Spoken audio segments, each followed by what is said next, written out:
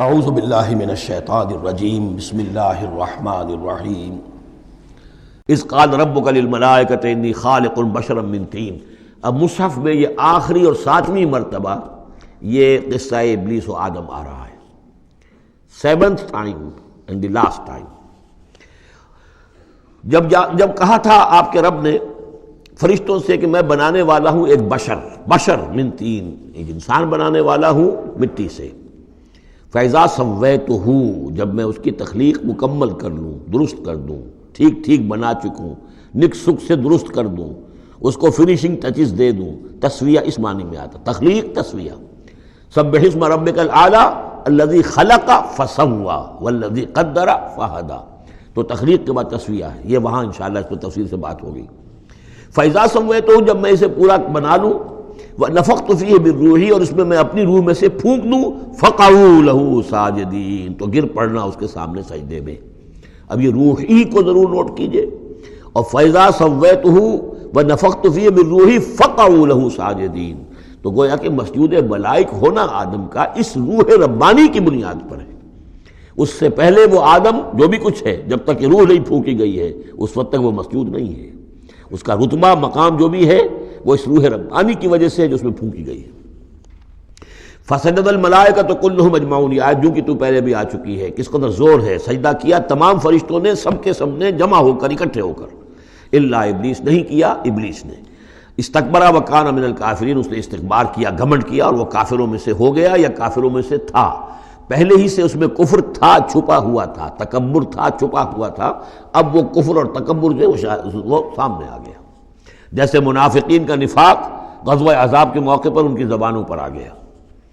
قال یا ابلیس ما منعک ان تسجد لما خلقت بیدی، اور کہا اللہ نے، اے ابلیس کیا ہوا تجھے، کس چیز نے منع کیا، کس چیز نے روکا کہ تو سجدہ نہ کرے اس کو جسے میں نے اپنے دونوں ہاتھوں سے بنایا ہے۔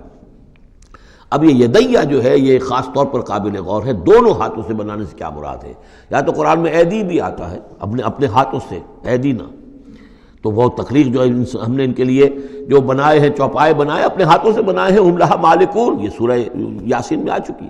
لیکن دونوں ہاتھوں سے بنانا میرے نزدیک اس کا مطلب یہ ہے کہ دو عالم جو ہیں، عالم خلق اور عالم امر، ان دونوں کو اللہ نے جمع کیا ہے آدم میں اور انسان میں۔ ایک ہی ہستی ہے اللہ، الا لہ الخلق والامر، خلق اور امر دونوں اسی کے ہیں۔ یہ دونوں عالم اسی کے تسلط میں ہے، اسی کی حکومت قائم ہے، امر پر بھی، عالم امر اور عالم خلق پر بھی۔ اب فرشتہ صرف عالم خلق سے متعلق ہے، اس کا اس عالم امر سے متعلق ہے، اس کا کوئی وہ حیوانی جسد نہیں ہے، اس کی کوئی بھوک نہیں ہے، اس کو کوئی پیاس نہیں ہے، اس میں کوئی نر اور مادہ نہیں ہے، ان کے کوئی جنسی جذبہ کچھ نہیں، عالم امر کی شے۔ باقی یہ جنات ہیں، ان کے اندر یہ سارا عالم خلق کی شے، ان میں روح کا سوال ہی نہیں۔ باقی جتنے بھی حیوانات ہیں ارضی، یہ عالم خلق کی شے ہے۔ انسان واحد مخلوق ہے اللہ کی، جس میں پھر دونوں چیزیں آ کر جمع ہوئی ہیں کہ عالم خلق سے ہے اس کا حیوانی وجود، یہ جسم جو بنا ہے، یہ مٹی سے بنا ہے، اور لیکن اس کے اندر اللہ نے لا کر وہ امانت جو ہے عالم امر کی روح، وہ جو ہے اس کے اندر پھونکی ہے۔ انا عرضنا الامانۃ علی السماوات والارض والجبال فابین ان یحملنها واشفقن منها وحملها الانسان، اس میں بھی میں یہ بات عرض کر چکا ہوں۔ تو خلقتہ بیدی، میں نے اپنے دونوں ہاتھوں سے بنایا اسے۔ اب اس کو استعارے میں بھی لیا گیا ہے، اس معنی میں کہ بڑے اہتمام سے بنایا، میں نے دونوں ہاتھوں سے بنایا ہے، تو اشرف المخلوقات ہے۔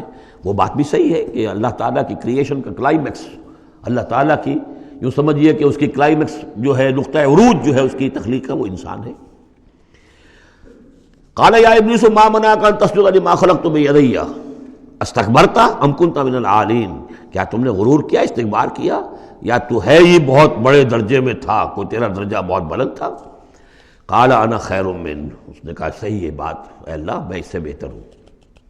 اس کے سامنے روح ہے ہی نہیں، اس کے سامنے صرف آدم کا جسد خاکی ہے، حیوانی ہے، تو جھوٹ نہیں کہہ رہا اس کے اعتبار سے، اس کے مشاہدے کے اعتبار سے بات صحیح ہے کہ یہ تو مجھ سے کم تر ہے۔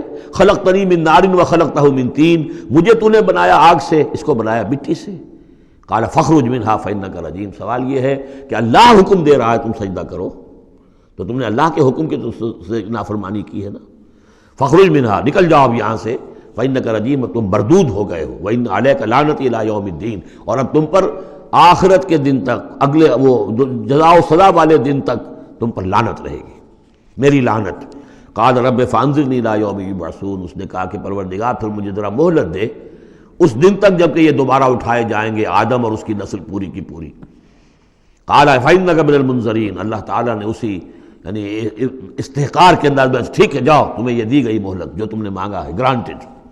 الی یوم الوقت المعلوم، اس وقت کے دن تک جو معلوم ہے، طے شدہ ہے، یوم یبعثون جب آنا ہے اس وقت تک کے لیے تمہیں مہلت دے دی گئی۔ قال فبعزتک لأغوینہم اجمعین، اب اس نے کہا جب تو نے مجھے مہلت دے دی ہے تو اے اللہ تیری عزت کی قسم، تیرے اقتدار اور اختیار کی قسم، میں ان سب کو گمراہ کر کے رہوں گا، الا عبادک منہم المخلصین، سوائے اس میں سے تیرے وہ بندے جنہیں تو خود اپنا بنا لے۔ مخلص، مخلص نہیں، مخلص۔ قال فالحق والحق اقول، اب حق ہے اور میں تو کہتا ہی حق ہوں، میری ہر بات حق ہوتی ہے۔ لأملأن جہنم منک وممن تبعک منہم اجمعین، تو میں بھی بھر دوں گا پھر جہنم کو تجھ سے اور جو بھی ان میں سے تیری پیروی کریں گے ان سب سے جہنم کو بھر کر رہوں گا۔ قل ما اسألکم علیہ من اجر، اب یہ بات بتا کے اب حضور سے کہا جا رہا ہے نبی کہیے میں نے تم سے اس پر کوئی اجرت تو نہیں مانگی، میں تمہیں یہ خبریں سنا رہا ہوں، غیب کی وحی جو مجھے آ رہی ہے وہ سنا رہا ہوں، ازل کے جو واقعات ہیں جو اس وقت ہوئے تھے وہ باتیں بتا رہا ہوں، تو میں نے تو اس پر کوئی تم سے اجرت نہیں مانگی، تم سے کوئی انعام طلب نہیں کیا۔ قل ما اسألکم علیہ من اجر وما انا من المتکلفین، اور یہ بھی تم جانتے ہو، اچھی طرح جانتے ہو، قد لبثت فیکم عمرا، میں تمہارے مابین ایک عمر گزار چکا، میں متکلف نہیں ہوں۔ متکلف کون ہے؟ تکلف کرنے والا۔ اب تکلف ہر اعتبار سے ہوتا ہے، ایک جیسے ہم جسے کہتے ہیں ایک شاعر ہوتا ہے فطری شاعر، اور ایک متشاعر ہوتا ہے۔ وہ شاعر فطری نہیں ہوتا، وہ بڑی محنت کرتا ہے، جوڑ توڑ کے کوئی سیکھتا ہے، عروض سیکھتا ہے، یہ سیکھتا ہے، کوئی الفاظ کا ذخیرہ جو ہے جوڑتا ہے، پھر وہ کچھ شعر کہتا ہے، وہ تکلف کے ساتھ شعر کہنا۔ ایک ہے جسے آپ کہتے ہیں آمد، اور ایک وہ ہے کہ آورد، بڑی محنت سے مشقت سے کوئی آپ نے کمپوز کیا ہے۔ تو میری زندگی میں تم نے تکلف کا کوئی شائبہ دیکھا ہی نہیں آج تک، سادہ زندگی۔ خاص طور پر یہ کہ کبھی میں نے شعر کہنے کی کوشش کی ہو، کبھی میں نے کوئی خود خطیب بننے کی کوشش کی ہو، اس کی کوئی مشق کی ہو، ما انا من المتکلفین، میں کوئی بنانے والا اور تکلف کرنے والا اور تصنع کرنے والا نہیں ہوں۔ ان ہوا الا ذکر للعالمین، نہیں ہے یہ مگر یاد دہانی اور نصیحت تمام جہان والوں کے لیے۔ وَلَتَعْلَمُنَّ نَبَأَهُ بَعْدَ حِینٍ، اور اس کی جو خبر ہے، جو اس کا نتیجہ نکلنے والا ہے، جیسے سورۃ الطارق میں فرمایا انہ لقول فصل وما هو بالہزل، یہ فیصلہ کل بات بن کر آیا ہے قرآن۔ اب جو فیصلہ، جیسے کہ ہم سورہ بنی اسرائیل میں پڑھ چکے ہیں، وبالحق انزلناہ وبالحق نزل، ہم نے حق کے ساتھ نازل کیا اور حق کے ساتھ یہ نازل ہوا ہے۔ اب فیصلہ ہوگا، اسی کی ترازو میں قوموں کی تقدیریں تلیں گی اور فیصلے ہوں گے۔ جیسے کہ حدیث ہے حضرت عمر بن الخطاب سے رضی اللہ تعالی عنہ کہ حضور نے فرمایا ان اللہ یرفع بہذا الکتاب اقواما ویضع بہ آخرین، اللہ تعالیٰ اسی کتاب کی بدولت قوموں کو عروج پر پہنچائے گا اور اسی کو ترک کرنے کی وجہ سے قعر مذلت میں گرا دے گا۔ تو فرمایا وَلَتَعْلَمُنَّ نَبَأَهُ بَعْدَ حِینٍ، کچھ دیر کے بعد اس کی اصل خبر ان کو پہنچ جائے گی کہ اس کا نتیجہ کیا نکلتا ہے۔ یہاں وہ 5 صورتیں ختم ہو گئی ہیں اس دوسرے، بلکہ جیسا کہ میں نے عرض کیا تھا کہ یہ جو گروپ ہے چوتھا، یہ 13 صورتیں مکیات ہیں اس کے اندر۔ ان میں 5 ہیں یہ سورہ یاسین بالکل وسط میں، ان 5 میں 2 ادھر ہیں، دونوں الحمدللہ سے شروع ہوئی ہیں، سورہ سبا، سورہ فاطر۔ 2 ادھر ہیں، سورہ صافات اور صاد، اس میں بھی صاد آیا ہے، صافات کے ساتھ اس کی مناسبت ہے۔ صدق اللہ العظیم۔